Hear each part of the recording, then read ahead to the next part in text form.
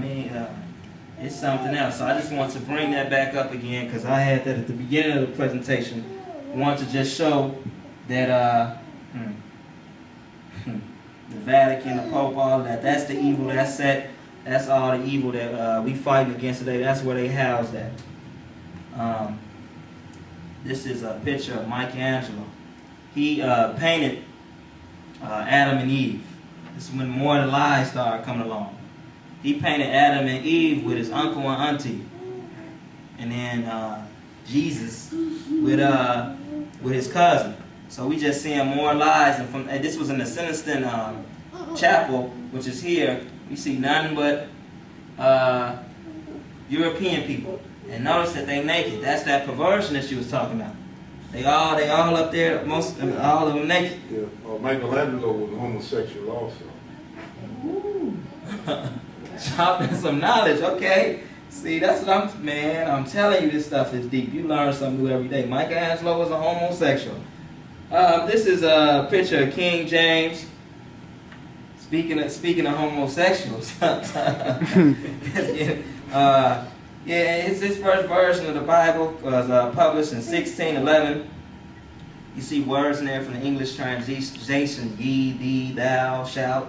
I find that as a concern because I always like telling this story. First of all, we only getting about 4 centuries worth of information out of here, as if this is where history started. But anyway, when my father came to this country, it was an old man who gave him a book, and he told him, this book been in our village, it's been in our family for a long time, protect it with your life, pass it on, don't ever lose this type stuff. And when he got to America, he get to the gate, and they was like, either it's you or the book. And the book had all the original maps, the original Book of Moses. All the original maps. They didn't even want that knowledge up in there. So that's how I know the stuff that we get in now is watered down. That from my own personal experience, I know that this stuff that we get in here is watered down, and we gotta be able to sift through it, brothers and sisters, and be able to come up with our own truths. This is Shakespeare, one of the authors of the Bible. Another homosexual. Oh man, this is deep. This is deep. By the way, King James had a son. They used to call him Baby Charles. Baby Charles was a homosexual also, and Baby Charles and King James both used to go with the same man, Robert Carr. After King James died, then Baby Charles took over. That's a historical fact. That's Selena, ain't that? Oh, that's why he know all that. I'm like, bro, we got you come to straighten all this, go ahead. Boy. So then Shakespeare, he put in Psalms 46. The 46th word is shake from the top. The 46th word from the bottom is spear. And why? Because at the time he wrote it, he was 46 years old. Also, I'm going to cut you off. He worshiped the god wisdom Athena, and when the sun hit our spirit, it shakes. That's also like name himself Shakespeare. Ah, dang, that's hard. I want to come back here one more time just so you can get a look at this map again. Just get a visual. This is basically at the time when well, let me go back. The Portuguese go to the Pope. This is supposed to be a picture of the Portuguese whipping on some slaves, and then from there they're going to take them to the Pope, and the Pope going to say, hey, we're going to cleanse them, they're heathens, Christianity, we're going to use religion, we're going to use religion to justify taking us away from our land.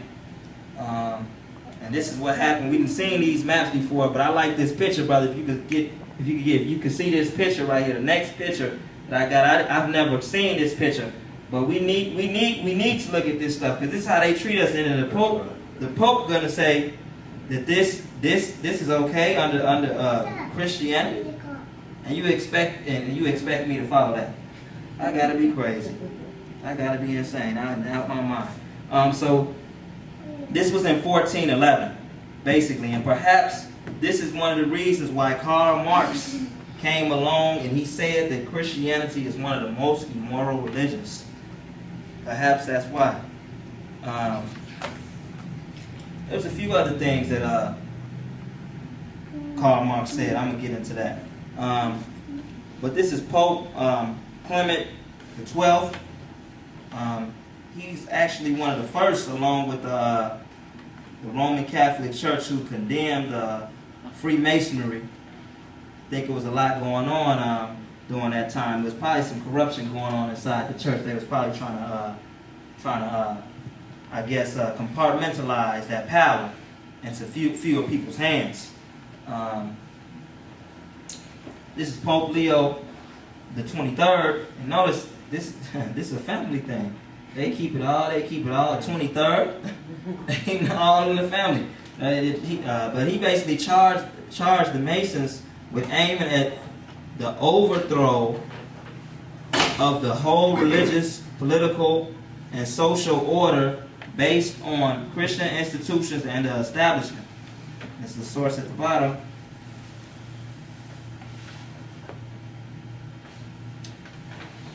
Now, this brother right here saw the Jesuits as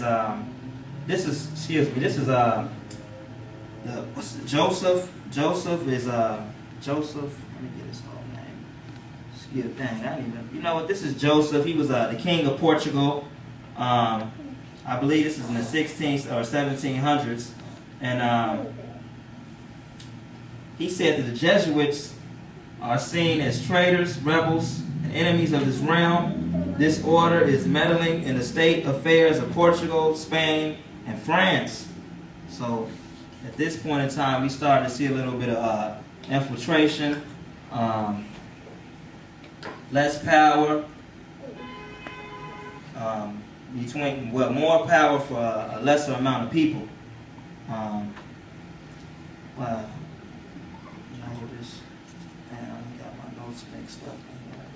If I can interject something, bro. When you talk about the Roman Empire, it never really went out. The Roman Empire transitioned into the Roman Catholic Church. Mm-hmm. And they kept it's the Roman Catholic law that we still live under today. Yeah. So what you see there with the Jesuits is the army of the Roman Catholic. So the Jesuits is that force that backed up the Pope.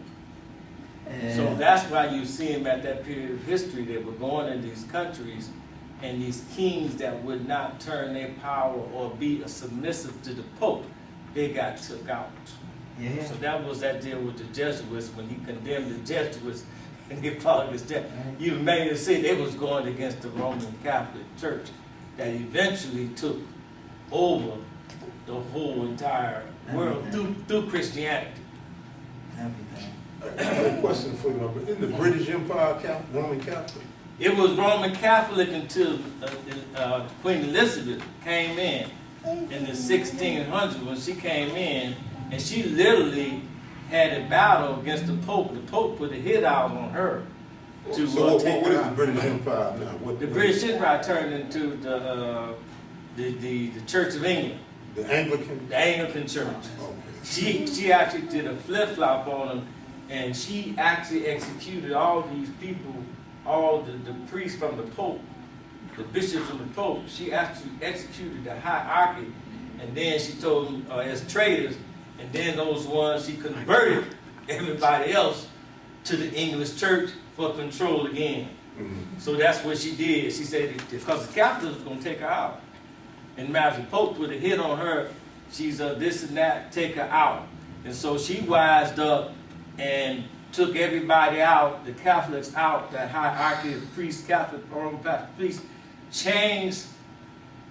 actually kicked the Catholic Church out. And that's still going with that fight between the British Catholics and Ireland and all that, against the English Church, the Protestants and all that. That's where all that stems from. It's just another battle still taking place as the Roman Empire stands from the Pope controlling the whole of England. So it's the Church of England now that is responsible, which is not supposed to be Catholic, They put the capital out. I also heard she went against the international bankers too. That's what it's like, because the currency, she changed the currency. Mm-hmm. Because they was changing the money around. That's how it all started. Yeah, yeah. Yeah, so. You know, and y'all gonna have to excuse me for some reason. I have some of my note cards. Maybe I had too many, but